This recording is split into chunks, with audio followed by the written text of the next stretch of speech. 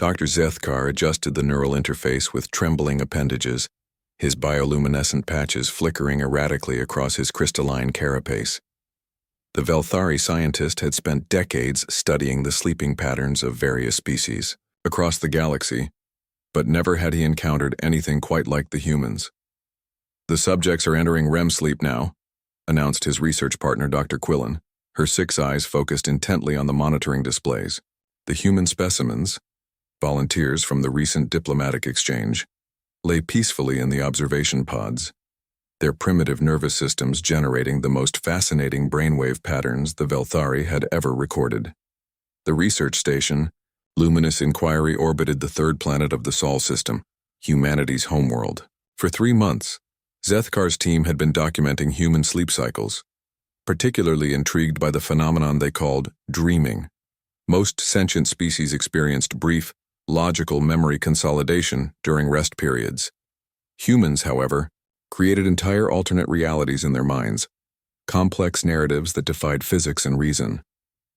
"Beginning neural tap sequence," Zethkar announced, activating the consciousness bridge that would allow them to observe human dreams directly. The Velthari had perfected this technology centuries ago, using it to study the simple, geometrical patterns that constituted dreams in most species. The first connection established with Subject 7, a human female named Sarah Chen.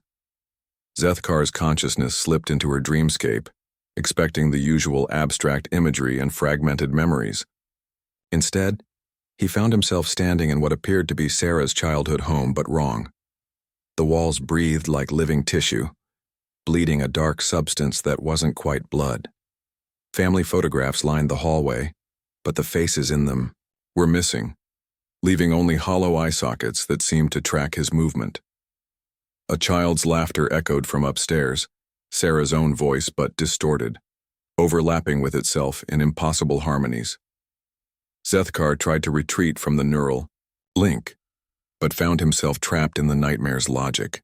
He watched, horrified, as Sarah, the dreaming Sarah, climbed the stairs toward the laughter, even as the adult Sarah, somewhere in her unconscious mind, screamed warnings that went unheeded. The upstairs bedroom door opened to reveal Sarah, as a child, playing with dolls.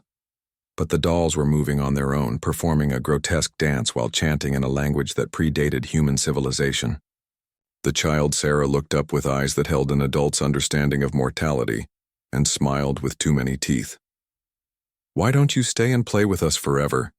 child Sarah asked, and Zethkar felt his consciousness begin to fragment under the weight of the nightmare's impossible geometry. With tremendous effort, he severed the neural connection, his bioluminescent patches now flashing in distress patterns. Dr. Quillen rushed to his side as he collapsed, his breathing apparatus working overtime. "What did you see?" she asked, her voice tight with concern. "Impossible things," Zethkar gasped. "Things that violate every law of physics and psychology we understand. How does their species function with such chaos in their minds?" But Quillen wasn't listening. She had already initiated connection with Subject 12, a human male named David Rodriguez. Her scientific curiosity overwhelmed her caution as she dove into his dreamscape. She found herself in what humans called a hospital, but the corridors stretched infinitely in all directions. Medical equipment lined the walls, devices she didn't recognize, covered in organic growths that pulsed with their own heartbeat. She could hear David's voice echoing from somewhere ahead, calling for help in dozens of different languages he didn't actually speak. Following the voice, Quillen discovered David trapped in a medical procedure performed by figures in surgical scrubs whose faces were blank except for mouths that moved in silent screams. The surgeons worked with instruments that looked like they were carved from bone, removing pieces of David that somehow made him more whole, not less. The nightmare's logic was overwhelming. Quillen tried to apply Velthari dream analysis, searching for the symbolic representations, the memory fragments being processed, but found only layers upon layers of inexplicable terror that folded back on itself like a Klein bottle made of fear.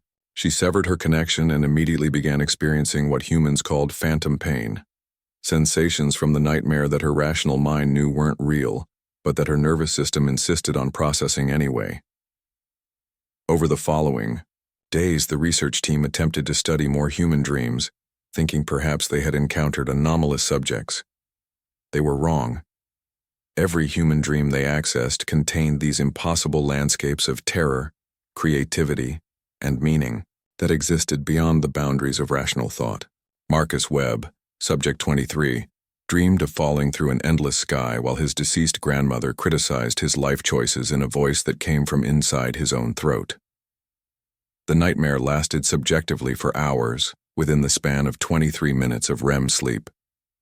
Lisa Park, subject 31, experienced a recurring dream where she was simultaneously the hunter and the hunted in a forest made of her own childhood fears, where every tree trunk bore the face of someone who had disappointed her.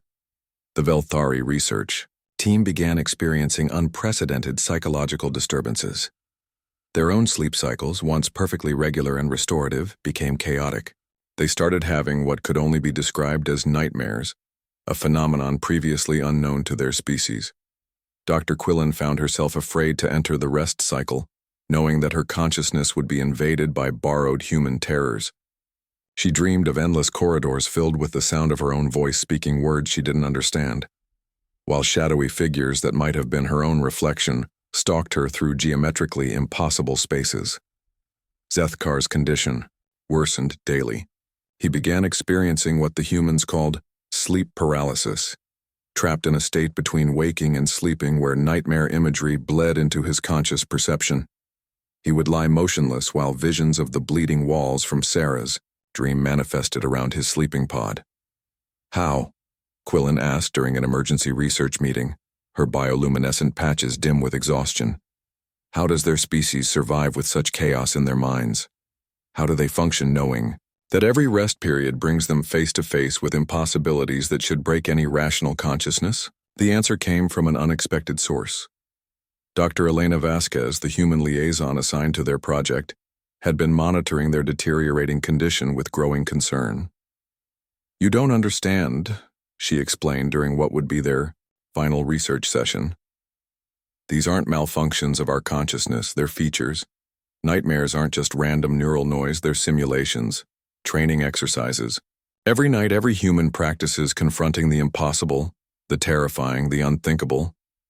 We rehearse facing our fears in environments where the only rules are the ones our subconscious creates." She gestured to the monitoring equipment that had recorded thousands of hours of human dream states.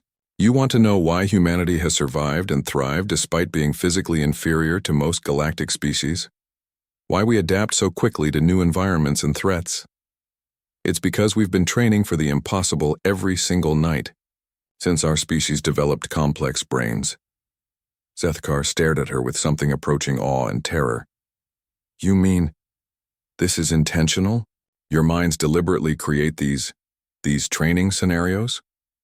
"Not deliberately in a conscious sense," Elena explained. "But evolutionarily? Absolutely.